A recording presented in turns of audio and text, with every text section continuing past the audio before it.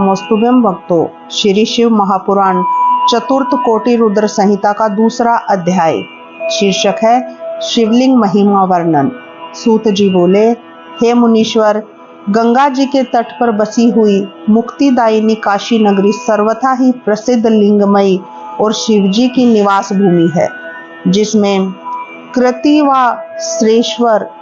कृतिवासेश्वर नामक एक ऐसा अविमुक्त लिंग है जिसके निकट वास करने वाले वृद्ध या बालक उन्हीं के समान हो जाते हैं, तथा वहां पर तिलभांडेश्वर नाम और दशाशेष मेद नामक लिंग है, जो कौशिकी नदी के तट पर, भूतेश्वर नामक लिंग गंडकी नदी के किनारे, बटुकेश्वर फाल्गु के किनारे, पुरेश्वर और उसके उत्तर में सिद्धनाथेश्वर और दूतेश्वर तथा दधीची की रणस्थली में श्रृंगेश्वर, वैद्यनाथ और जापेश्वर नामक लिंग है।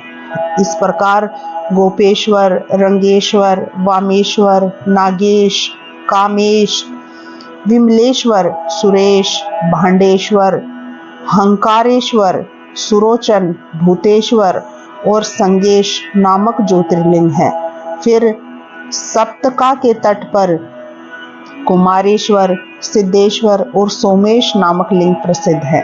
फिर रामेश्वर, कुंभेश्वर, नंदीशेश्वर और पूज्येश्वर नामक लिंग है, तथा प्रयाग में ब्रह्मा जी द्वारा स्थापित ब्रह्मेश्वर नामक लिंग दशाश्वमेध तीर्थ पर है, और वहां सोमेश्वर और भरद्वाजेश्वर भी ब्रह्मा तेजदायक है, तथा वहीं पर भक्तों की रक्षा करने वाले शूल टंकेश्वर और मागधेश्वर भी हैं।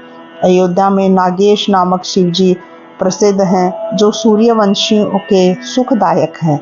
इसी पुरुषोत्तमपुरी में सर्व आनंदमयदायक भूमेश और लोकेश नामक महालिंग, कामेश्वर नामक शुभलिंग, नागेश्वर और शुक्रेश्वर भी लोगों की हित कामना से स्थापित हैं।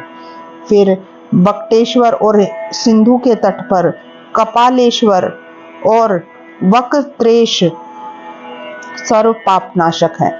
धात पापेश्वर, भौमेश्वर तथा सूर्येश्वर नामक शिवलिंग भी प्रसिद्ध हैं, और उधर ही ज्ञानदाता लोक पूजित नंदेश्वर जी और नाकेश्वर जी महापुण्य के दाता हैं। फिर विमलेश्वर, कंटकेश्वर, जातुकेश्वर, चंद्रेश्वर और सिद्धेश्वर जी सब मनोरथों को देने वाले हैं। जहाँ शंकर जी के अंधक दैत्य को शंकर जी ने मारा था, वहीं पर अंधकेश और विश्वेश्वर जी भी विख्यात हैं, जिन्होंने शरणेश्वर भी कहा जाता है।